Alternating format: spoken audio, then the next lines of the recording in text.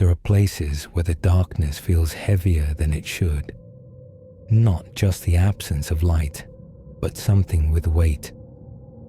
Something that presses back when you move through it.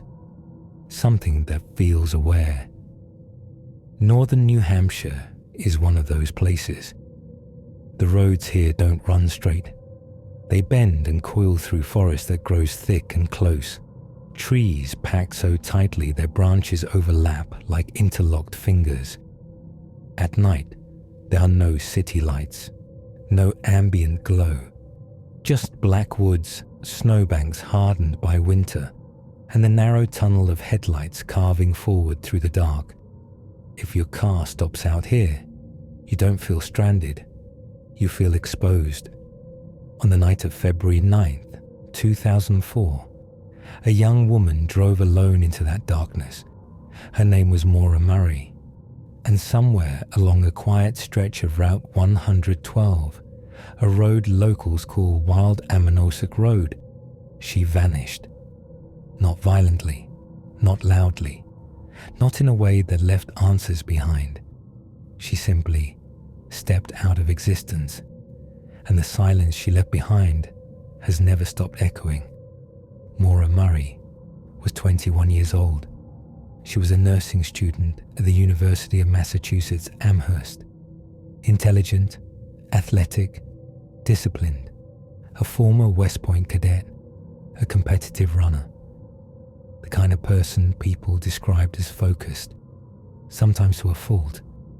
Those who knew her said Maura carried pressure inward. She didn't broadcast stress, she absorbed it. She pushed through. She held things together until they quietly began to crack. In the days leading up to her disappearance, those cracks began to show. Maura had been involved in 2 car accidents in less than a week. One while driving her father's Toyota, another in her own Saturn. She was under academic strain, emotional strain, legal strain, the kind that piles up silently, convincing you that if you just step away for a moment, everything might reset. On February 9th, Maura sent emails to her professors saying she would be away for a week due to a death in the family. There was no death. She withdrew nearly all the money from her bank account. She searched online for directions to New Hampshire and Vermont. She packed her dorm room neatly, not hurriedly, not chaotically, not like someone running, like someone pausing. Then she got in her car and she drove north. As evening settled over New Hampshire, temperatures hovered near freezing. Snowbanks lined the roads, their surfaces hard and sharp from weeks of cold. The woods beyond them were dense, bare, and unforgiving. At approximately 7:27 p.m., a resident along Route 112 heard a dull thud. When she looked out her window, she saw a black Saturn sedan nosed into a snowbank at a sharp curve in the road. The car had spun, the airbags had deployed, the engine was off. A young woman stood beside it. She did not appear injured. She did not appear frantic. She appeared calm. A passing school bus stopped. The driver asked if she needed help. The woman declined. She said police had already been called. They had not. The bus driver later described her as composed, reserved, not distressed. When the bus pulled away, the woman was still standing there, alone, in the cold, in the dark. Minutes later, another neighbor called police anyway. But when officers arrived less than 10 minutes after the initial call, the Saturn was empty. No Maura, no phone, no keys, no footprints leading away, just a car and the woods.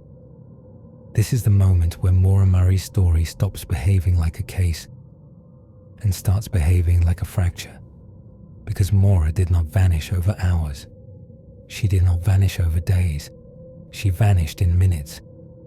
The official timeline gives her a window of roughly 7 to 10 minutes between the last confirmed sighting and police arrival. In that time, she would have had to leave the vehicle, choose a direction, avoid being seen, enter freezing darkness, and disappear completely. No screams were reported, no struggle, no witnesses. And that absence is what makes the case unbearable to sit with for long, because something about it resists explanation. Police initially treated the scene as a routine accident. A young woman, possibly intoxicated. Someone who may have fled to avoid legal trouble. That assumption cost time. Hours passed, then days. By the time it became clear that Maura had not checked into a motel, by the time her phone never rang, by the time no one heard from her at all, the trail was already cold. Search teams arrived with expectations. If Maura had wandered into the woods, they expected footprints. If she had fallen, they expected disturbed snow. If she had succumbed to hypothermia, they expected remains. But the woods gave nothing back. No torn clothing, no broken branches, no body. Search dogs tracked Maura's scent from the Saturn east along Route 112. Not into the forest, not down the embankment. Along the road, for a short distance. And then the scent stopped, not faded, not scattered, stopped in the middle of the road, as if Maura stopped moving under her own power, as if something interrupted her. The woods theory persists because it is simple, too simple. People do not vanish cleanly in wilderness. Hypothermia victims leave evidence. They stumble, they fall, they are found.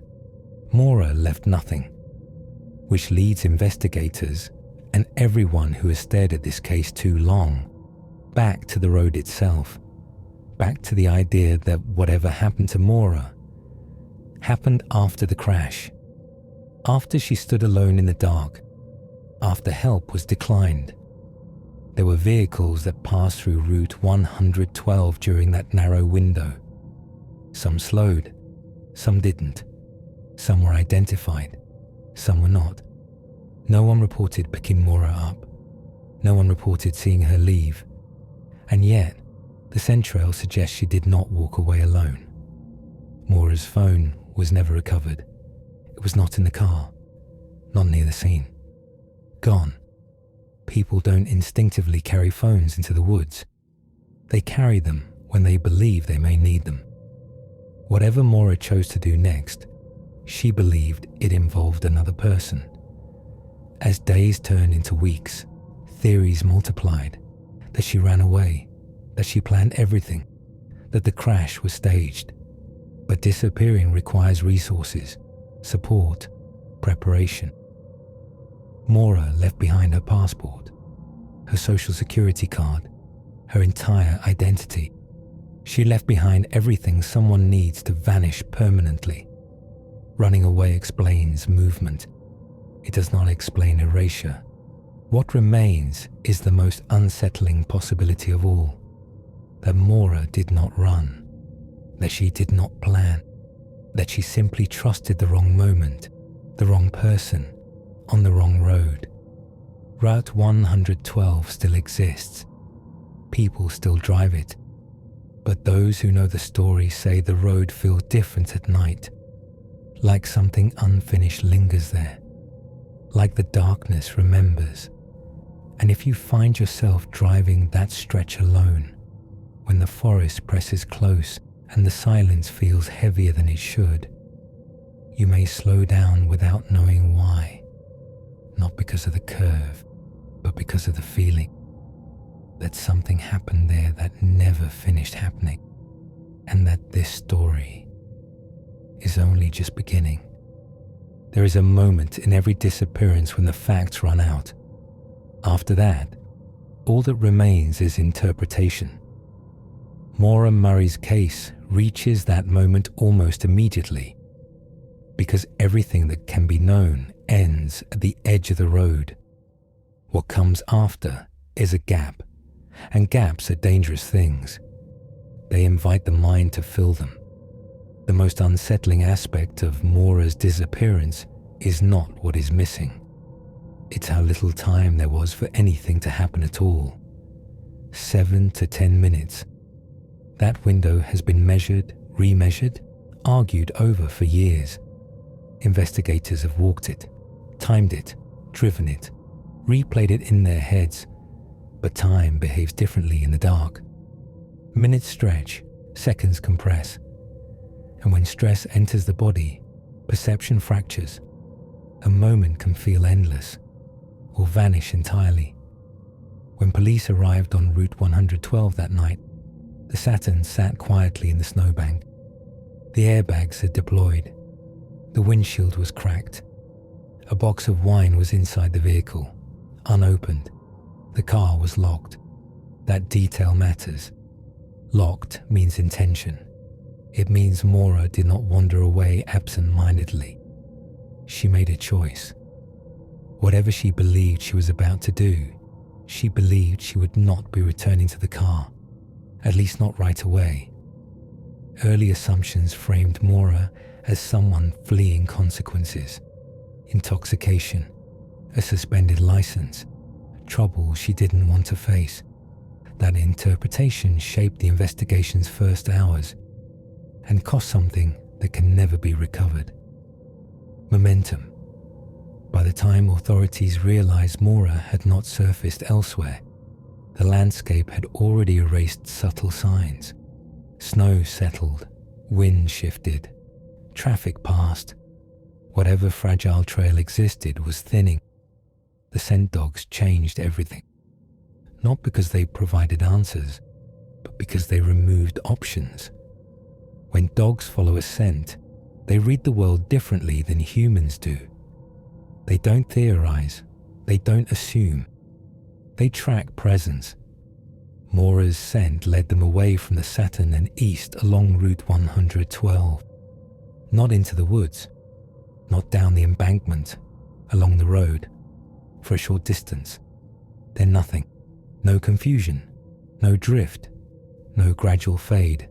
It stopped, as if the person carrying that scent was no longer moving on their own. This is the point where theories begin to fracture. If Maura entered the woods, the scent should have followed. If she wandered, the trail should have wandered. If she collapsed, there should have been disturbance. Instead, the trail ended in a way that suggests interruption. An interruption implies presence. The idea that Maura accepted a ride is not sensational. It is human. She was alone, cold, possibly shaken. Her car was disabled. Police were on the way. Or at least she believed they would be soon. Accepting help under those conditions does not require recklessness. It requires exhaustion. And exhaustion narrows judgment. People often ask why Maura would get into a stranger's car. They imagine danger as something obvious, threatening, immediate, loud. But danger does not usually look like danger. It looks like normalcy. It looks like someone stopping because that's what people do. It looks like headlights slowing in the dark. It looks like relief. If Maura accepted help, then whoever stopped became the final variable in the equation. And that variable has never been identified. No one came forward. No one reported picking her up. No one explained where she went, which leaves two possibilities. Either Maura entered a vehicle and something went wrong, or she entered a vehicle and something went exactly as intended, by someone else. As the case deepened, attention turned inward, toward Maura herself, her mental state, her stress, her past. Investigators and armchair detectives alike began to search her life for evidence that she wanted to disappear. But the closer they looked, the more contradictions surfaced. Maura made plans that extended beyond the trip. She packed school books. She left personal items behind that no one abandoning their life would ignore. Disappearing is not impulsive. It requires infrastructure. Maura had none. What she did have was pressure, academic strain, family tension, emotional weight. And pressure changes how people respond to moments of crisis. It does not make them irrational. It makes them short-sighted. The crash itself raises quiet questions. Witnesses did not report Maura stumbling. She did not appear intoxicated. She did not appear panicked. She appeared composed. That calm is unsettling, because panic would make sense. Fear would make sense. Calm suggests something else, resignation or calculation. Maura declined help from the bus driver and claimed police were already on the way. Why lie? Because lies are often used to buy time. Time to think, time to decide, time to avoid complicating a situation further. But that decision left her alone again. And alone is when everything changes. The woods surrounding Route 112 have been searched extensively, not just once, but repeatedly over years. Searchers describe the terrain as brutal: steep embankments, thick brush, deep snow, limited visibility. A person entering that environment without preparation would leave signs. Maura left none, which means if she entered the woods at all, she did so with purpose. And purpose suggests motivation, fear, escape, or pursuit. One of the most overlooked aspects of Maura's disappearance is how clean it is. There is no violence on record, no confirmed struggle, no physical evidence of a crime. That absence makes people uncomfortable because it removes the familiar shape of tragedy. This is not a scene. It is a void. Over time, speculation hardened into belief. Some became convinced Maura died in the woods, her body hidden by terrain or time. Others believed she orchestrated her disappearance. But both camps rely on certainty, and certainty does not belong here. What belongs here is ambiguity. A road, a car, a woman alone, a moment where help arrived or did not, and a choice made under pressure that can never be undone. The longer a disappearance remains unsolved, the more it stops being about resolution. It becomes about endurance. How long can a question remain unanswered before it changes shape? Maura Murray's disappearance has endured long enough to become something else entirely. A warning, a fixation, a mirror people hold up to themselves late at night and ask, "What would I have done?" But that question is flawed, because it assumes there was a right answer. Sometimes there isn't. Sometimes there is only a moment that arrives quietly and leaves nothing behind. Maura Murray did not disappear because she made one catastrophic mistake. She disappeared because a series of small, reasonable decisions intersected at the worst possible place, on a road that does not forgive hesitation, in a darkness that does not announce itself, and in a gap where no one was watching. And once she entered that gap, the world closed behind her. There is a point where a disappearance stops being about the missing person and starts being about everyone left behind. Maura Murray's case crossed that line long ago, because when answers don't come, the mind begins to invent them. Not out of curiosity, but out of necessity. Silence demands to be filled, and the longer it stretches, the more distorted what fills it becomes. At first, the questions are practical. Where could she have gone? Who might have seen her? What did we miss? But eventually, the questions turn inward. Why didn't she call for help? Why didn't she wait? Why did she say police were coming when they weren't? And finally, the most dangerous question of all. What does this say about her? This is where the case becomes corrosive. As years passed with no resolution, the investigation slowed. But attention did not. The internet stepped in where official answers failed. Forums multiplied. Podcasts dissected timelines down to seconds. Armchair investigators argued not just about what happened to Maura, but about who she was. Her mental health became a battleground. Her stress was framed as instability. Her silence was interpreted as intent. In trying to explain her disappearance, people began to rewrite her, and in doing so, they erased her again. There is a temptation, in unsolved cases, to believe that if we can just identify the flaw, the mistake, the weakness, the moment of poor judgment, then the mystery becomes manageable. Because flaws feel controllable, randomness does not. If Maura vanished because she was reckless, then we can tell ourselves we would have been smarter. If she vanished because she planned it, then the world still follows rules.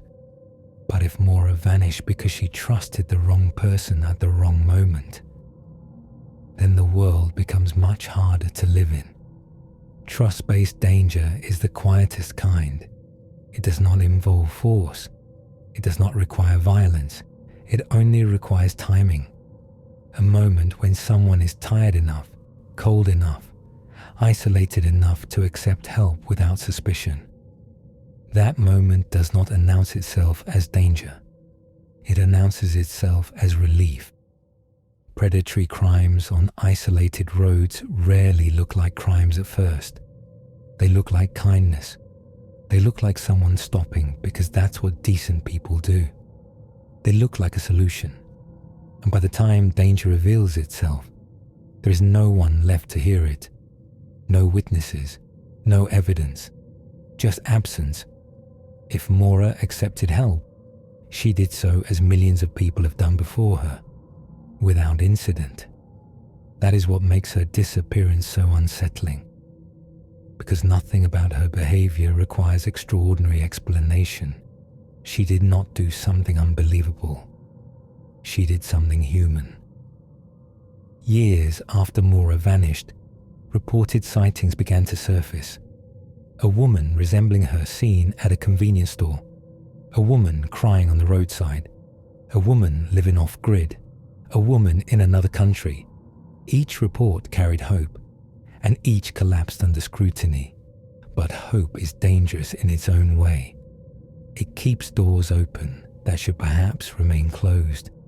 It invites the imagination to keep walking paths that lead nowhere. Maura's father never stopped looking. He returned to New Hampshire year after year, walking the same roads, scanning the same woods, pressing the same questions into silence. Grief does not move forward.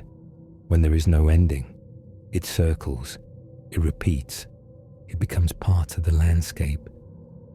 People who encountered him described a man suspended in time, not because he refused to accept reality, but because reality never gave him anything to accept. What makes Maura Murray's disappearance uniquely haunting is not that it lacks answers, it's that it resists them.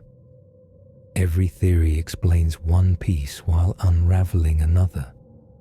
Every explanation leaves something unaccounted for.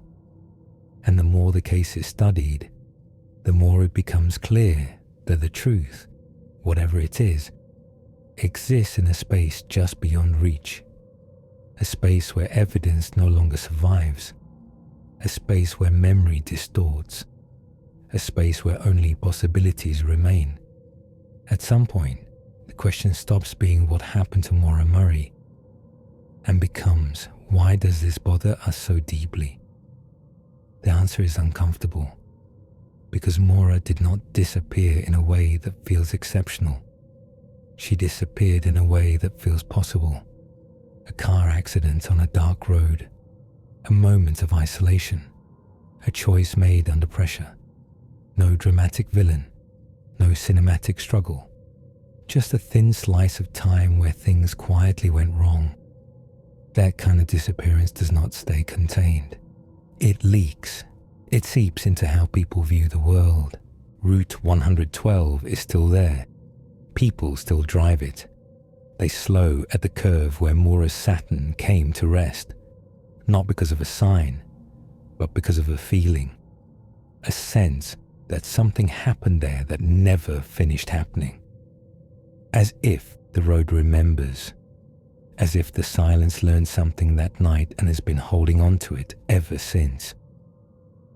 If you drive that stretch alone, when the forest presses close and the darkness feels heavier than it should, you may find yourself checking your mirrors, not because you see something, but because you feel like something sees you. Maura Murray has been missing for more than 2 decades. No remains, no resolution, no ending. Her story exists in a permanent present tense, suspended between what is known and what can never be proven. And perhaps that is the most unsettling truth of all. Some disappearances are not meant to be solved. They are meant to linger, to remind us how thin the line is between safety and silence, between trust and terror, between standing on the road and stepping into the dark. Madness and Macabre.